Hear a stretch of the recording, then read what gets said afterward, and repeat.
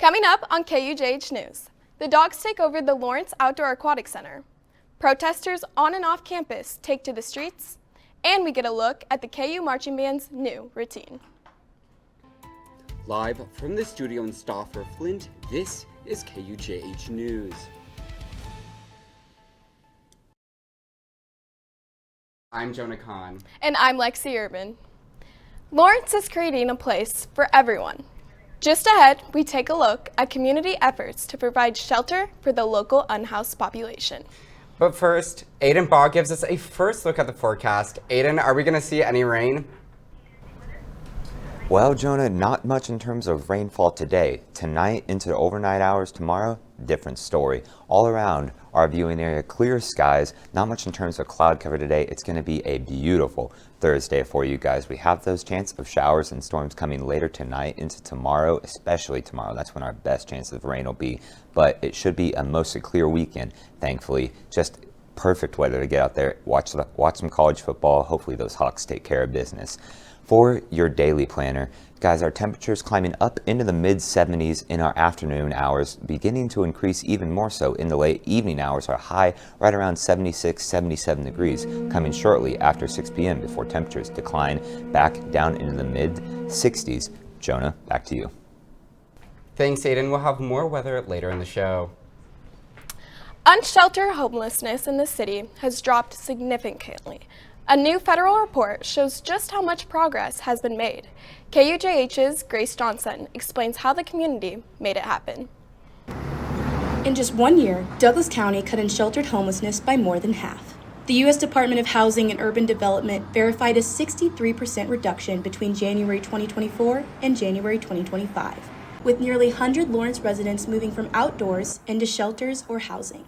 There were options for beds. And when there's options for beds, people usually take that option. And that's why the numbers are so drastic now, is that people have options to be inside and they're choosing that option. Those options grew when the Lawrence Community Shelter stepped up its capacity. A big part of it was creating space for people to go. When I started here, we had 40 beds, and today we have about 225 beds now. Expanding the shelter made a difference. But relationships help a new community understanding bloom between local groups and government. So Lawrence did something that most communities don't do. They took well-intentioned community and partnered it with well-intentioned government. And that never happens. And again, most communities choose either or, they don't do both and. The result? Unsheltered homelessness fell from 142 people to just 52. Total homelessness dropped by 30%. The plan, called A Place for Everyone, now moves Lawrence closer to making long-term housing access a reality and gives more people a chance at stability. For KUJH News, I'm Grace Johnson. Thank you, Grace. If you're looking to donate or help out the community, you can email the Homeless Resource Center at info@hrclawrence.org or by visiting hrclawrence.org/takeaction. Another important effort to support the unhoused population comes in the form of a new vending machines that have popped up around Lawrence. These machines, however, aren't filled with candy or drinks. Rather, they hold the chance to save a life. These machines contain Narcan, an important medication used to reverse an overdose. According to the National Institutes of Health, increasing access to Narcan is one of the most effective ways to reduce opioid-related deaths. Luckily for Lawrence, the city is already looking to add more. I hope that just everybody has access to it. And, I think there's a misconception that the machines are for people in active addiction, and that's not the case at all, because if we're in active addiction, we're not going to be able to save ourselves. My hope is that it's easily accessible to everyone. We have put up 3 additional machines. I've ordered 5 more, just because we have the grant funds to do it, and I want to do as much as we can. As Lawrence continues to battle the opioid crisis, Bosch Hastings hopes to soon have machines like this on KU's campus as well. Making this medication readily available may be the difference in so many lives. Dozens of Lawrence residents gathered downtown Sunday afternoon for anti-Trump protest. KUJH's Emma Noble visited one last week. It's a rainy Sunday afternoon here in downtown Lawrence on 9th and Mass Street. Behind me, protesters have have been here since noon on an anti-Trump protest. Now, these have been going on all throughout summer, but now that students are back and more residents in Lawrence have returned, the crowds are rising and the traffic is engaging. It's for the billionaires. I mean, that's what this is all about.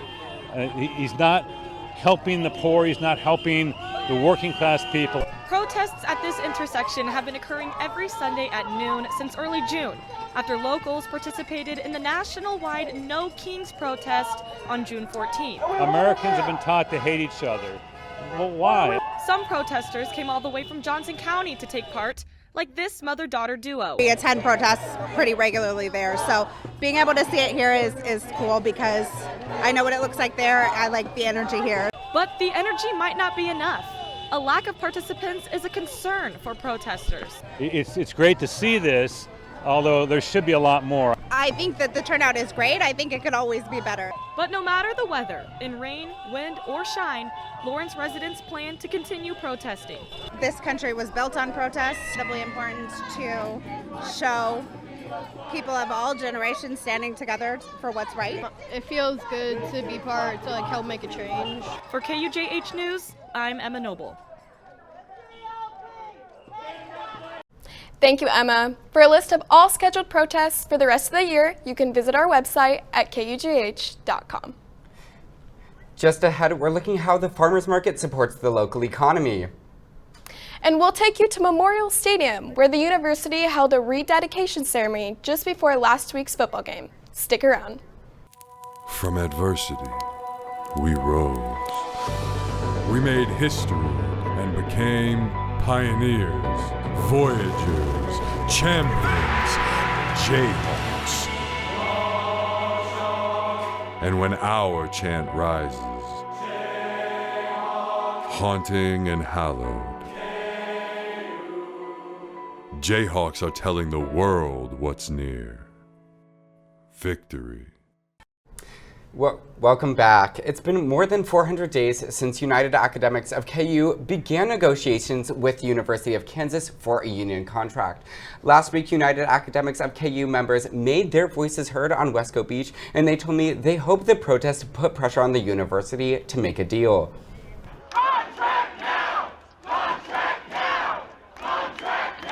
United Academics of KU, or UAKU, estimates around 1,700 staff and faculty are members and demand a union contract. A contract they say will provide a better working environment. Protesters said they're tired of money going to athletics and want to see the wealth shared. We're not being egregious, or our demands, our proposals aren't extreme. They're normal. We just want a good, strong first union contract. KUJH reached out to Erin Barcombe-Peterson, a spokesperson for KU, and received the following response. University of Kansas leaders welcome continued conversations with faculty and instructors about ways to move the university forward. UAKU members say their working conditions and pay are not ideal. Two items at the top of their list: affordable parking and attention to what they say is decaying infrastructure. Really great to see students here. Everybody wants this to be, they want it to be a good place to learn, and it can be a better place to learn when the people who are here to teach and do research, have good conditions to do that work. UAKU members are anxious to move forward with the contract proposal, as they say the university is slow to respond. UAKU members will meet again with the university officials tomorrow following the last meeting, which was on August 27th. KUJH will keep following this story to see if a contract is negotiated between the two groups. Regional farms rely on the Lawrence Farmers Market to keep their businesses sustainable. KUJH's Grant Shear spoke with vendors to understand their impact on the local economy. Most people, a Saturday morning here in Lawrence, Kansas in the fall consists of waking up early and watching some football. But not for these people here. Welcome to the Lawrence Farmers Market. Just located off of Mass Street, the Lawrence City Farmers Market occurs every Saturday morning during the fall and spring from 7:30 to 11:30 a.m. The market brings together farmers, crafters, and the community. From flowers to pumpkins to lemonade, the farmers market has it all. But just how important is it to the community and the local vendors that call this place their home? We appreciate the fact that we can make a personal relationship with our customers. They come to us for specific things. They know what we grow and produce. While the community aspect pulls everyone together, how does the economics come into play? Many of the vendors at the farmers market make a majority of their family's income from the farmers market, most of which the entire family comes together to create the final product in order to make ends meet. This is my full-time job, along with my brother and then my dad. So if you come and buy a bottle of wine or some veggies that my kids grow, that just means that I can keep our business running. That was a zoomed-in look, but what about the difference between buying fruits and vegetables at the local farmers market versus a nationwide corporation like Walmart? For every dollar spent, half that dollar goes back into your local economy. It's great because you get to support local farmers. For now, the Lawrence Farmers Market shows no signs of slowing down, and the farmers and markets plan to continue selling into the winter, all while helping keep themselves and the people of Lawrence fed. Reporting for KUJH News, I'm Grant Shear. Thank you, Grant. If you want to shop some of these local businesses, the farmers market will be open Saturdays from 7:30 to 11:30 a.m. until November 22nd. It's a new era for Kansas football and the KU marching band. KUJH's Jude Gussie went behind the scenes to learn how the marching Jayhawks are adjusting to their new home. The 2-0 University of Kansas football team has been settling nicely into the newly renovated David Booth Kansas Memorial Stadium. But another group who is catching their stride is the Kansas Marching Jayhawks. It's great to be back in our home stadium. It's great to be back in the new stadium. It's awesome. Like the electricity in the stadium, the stadium is rocking. It's like a fuzzy blanket that you come home to, and it's like, it feels good and feels familiar. The marching band have now successfully performed 2 pregame and halftime shows in the new booth, but they have come with a slight change in routine. We have these 2 new tunnels out here in the northeast and northwest corners. The band's actually going to be running out of there. Traditionally for pregame, the band entered the stadium from the tunnels around the seating in the end zone bowl and ran down the stands onto the field. In the partially completed booth, they are utilizing both the classic style and the new ground level tunnels for entry. Aside from the clear benefits from a game day operations and fan experience, the renovations are showing improvements from a performative aspect as well. People can see the forums from up high much better than right on the field. As you know, our pictures are designed to be seen from up above. The sound in the stadium is exponentially better. News side, a lot of the sound is trapped, so we can hear ourselves a lot better, and I think the fans can too. Next week, the Jayhawks will be heading to Columbia for a renewed edition of the Border Showdown against Missouri, and after a bye week, they'll be back here in the booth September 20th against West Virginia. For KUJH News, I'm Jude Gussie. Thank you, and the band will be sending a small group to the game in Missouri on Saturday. You can catch the rest of the band at the official game watch party taking place at the David Booth Memorial Stadium starting at 1:30. Speaking of Saturday game, KUJH weather forecaster Aiden Baugh has a look at what weather Lawrence will be seeing. Aiden, what do you think? Will we be needing sunglasses or raincoats? Looking like sunglasses today, Lexi. Raincoats probably in store for tomorrow. We'll have more on that here in a bit. Outside right now, about 69 degrees. Not too much in terms of cloud cover we're seeing at all. Our daily highs, however, climbing up to about 77 degrees. I'd expect that after the 6 o'clock hour, around 6:30. That's when our highs are before they start dipping down again later tonight. Winds, relative humidity, not much to be concerned about right now. Thankfully, you don't hear that often in Kansas, but winds out of the south at about 5 miles an hour, not much to be concerned about. All across our viewing area, especially along the Kansas-Missouri state line, temperatures at 70 degrees, a little bit warmer down in Ottawa at 71 degrees, Lawrence, Topeka, Osage City, right around 69 degrees. For your evening planner, our temperatures climbing up into those mid-70s later this evening as the day goes on. 76 degrees by 6 o'clock before the temperatures start declining again as the sun begins to dip in the sky. 65 degrees at 10 o'clock. Overnight, our lows around 64 degrees. Showers and thunderstorms, we have a slight chance of them coming later tonight into tomorrow morning ahead of a great chance of showers and storms coming Friday. That's when our best chances are. I would highly recommend bringing raincoats with you to class tomorrow. Temperatures 64 then too. It's going to feel quite a bit more chilly than what we've been experiencing lately, but still not going to be hot at all this weekend. 75 Saturday, 75 on Sunday. Guys, it's going to be beautiful weather out there this weekend. Make sure you're getting out there enjoying it. Monday, warming back up to 79 degrees. Our best chance of showers and storms coming Tuesday, early next week as well, before we take a break from them for the rest of the week. Lexi, back to you. Thanks, Aiden. We'll have more on Missouri's game later. An ongoing restoration project at Potter Lake is bringing new life to this symbol of tradition. KUJH's Emma Coffey is live at the site and can tell us more. Emma? Thanks, Lexi. Well, as you can see behind me, Potter Lake is back and looking better than ever. Known as a place to gather, reflect, and even celebrate a historic win in football, Potter Lake has been an iconic landmark here at KU for generations. Now, with ongoing efforts to restore the site, students are getting the chance to pitch in and leave their mark on campus. I spoke to some of these students and organizers to learn more. Take a look. For generations, Potter Lake has been a centerpiece of KU's campus. Now, students are rolling up their sleeves to restore this historic site.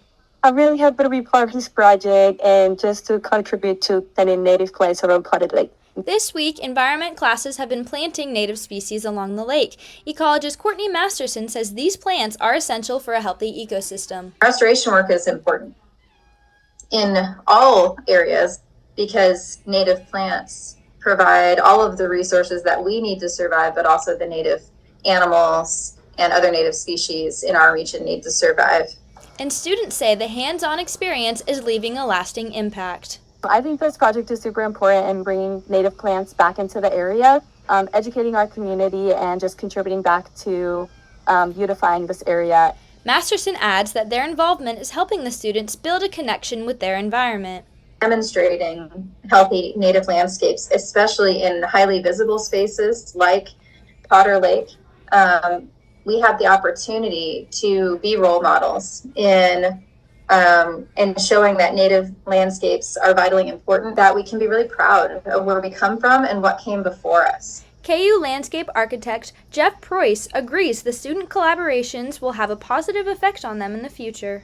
Over time, they'll remember those little moments. So when they revisit the campus in 5 or 10 years, they'll remember the hard work they put into it. Organizers hope the restoration inspires similar efforts across campus. For KUJH News, I'm Emma Coffey. Thanks, Emma. I can't wait to check out Potter Lake once all the planting is done. Make sure to stop by and see all the hard work our students have been doing.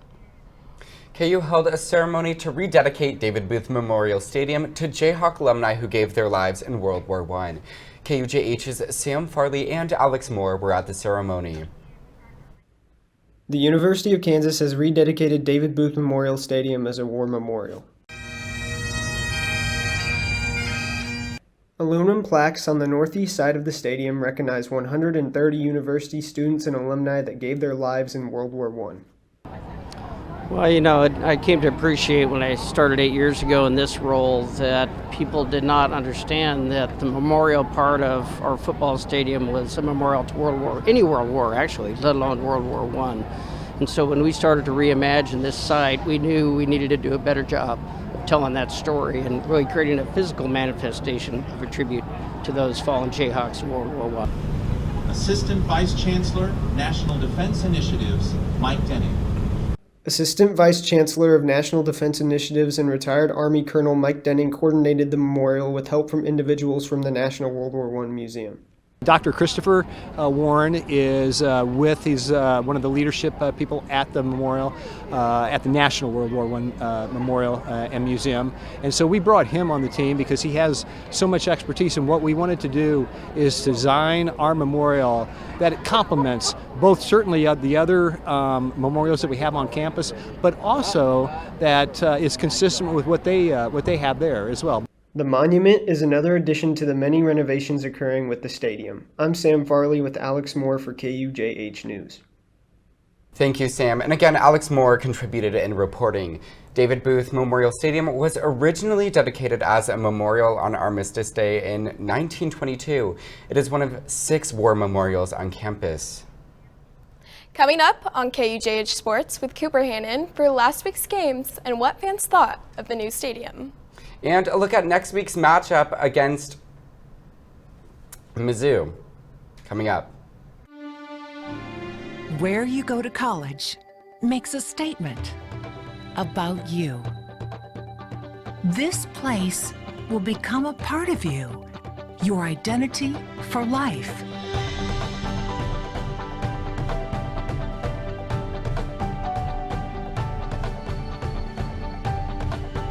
The University of Kansas, a great place to be you. Welcome to KUJH Sports. I'm your anchor, KUJH. Let's get it started. The University of Kansas recently opened the remodeled David Booth Memorial Football Stadium on August 23rd in a game against Fresno State. Jayhawk fans got a first look at the completed west and north portions. KUJH's Alex Moore asked fans their thoughts on what the new stadium has to offer. With the opening of the brand new stadium here at the University of Kansas, expectations for what the stadium had to offer were running high among Jayhawk fans, and it's safe to say that KU exceeded expectations. I'm not sure what I was expecting, but it did exceed my expectations. They had really good food and drink choices, and so we were able to eat here. We grabbed a couple of drinks here, and we were able to enjoy. This is my first time seeing the stadium fully done. Well, not fully done, but playable in. So it was a really great day. Expectations were blown through the roof. Accessibility was one of the biggest priorities with KU Athletics for the stadium remodel.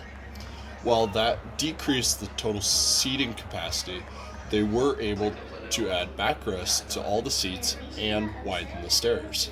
I honestly was super impressed. The stairs were not too steep. They were really shallow, which I think is accessible to a lot of people.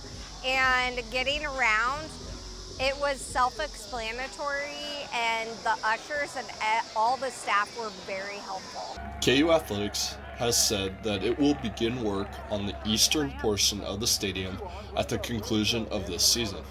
And based on the reaction Jayhawk fans have given to Phase 1, they are ready to see what is still to come. For KUJH News, I'm Alex Moore. So far, a perfect start for the Jayhawks in the new stadium. Another team of Jayhawks with an undefeated start, KU Women's Soccer, who are 4-0-2 throughout their first 6 games. Freshman Mary Sola has made an immediate impact as she scored the game-tying goal in the 26th minute against the number 2 program in the nation, Florida State. Their next match comes this Sunday against the 2-1 Bulldogs.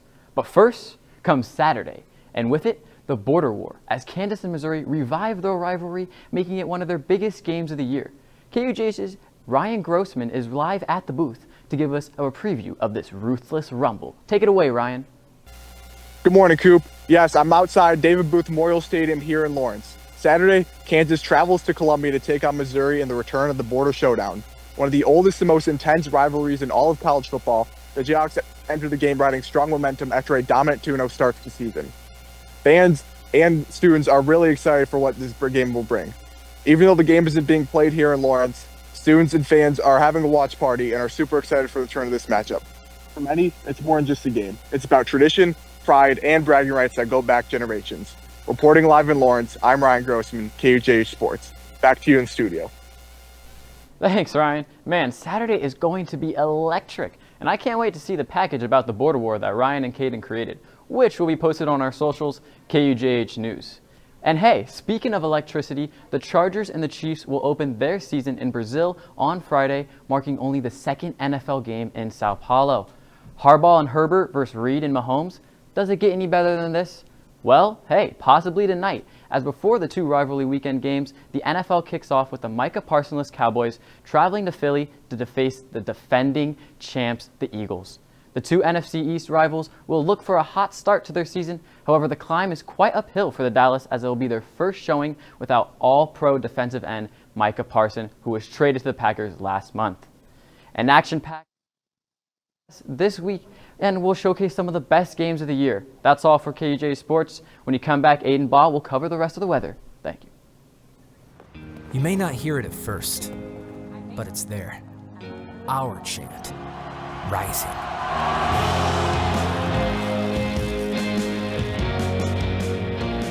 On On this summit, callings converge, voices unify into a chorus that sounds out for good, for greatness. Can you hear it? Welcome back. You know, it was a bit chilly this morning, but we're going to get one last look at that weather for the upcoming week with KUJH weather forecaster Aiden Baugh. Aiden? Jonah, it's looking to be a great day in Columbia, Missouri, and honestly, that's amazing because I cannot imagine being in Columbia with bad weather. That puts a bad taste in my mouth just thinking about it. For your pregame forecast, right around 1 o'clock, around noon to 1 o'clock, temperatures as high as 71 degrees. That's going to feel amazing. Perfect tailgating weather for those of you in attendance like myself. I can't wait. Temperatures climbing up near kickoff to about 74 degrees. Winds not much to be seen at all throughout the day. Winds shifting more towards the northwest.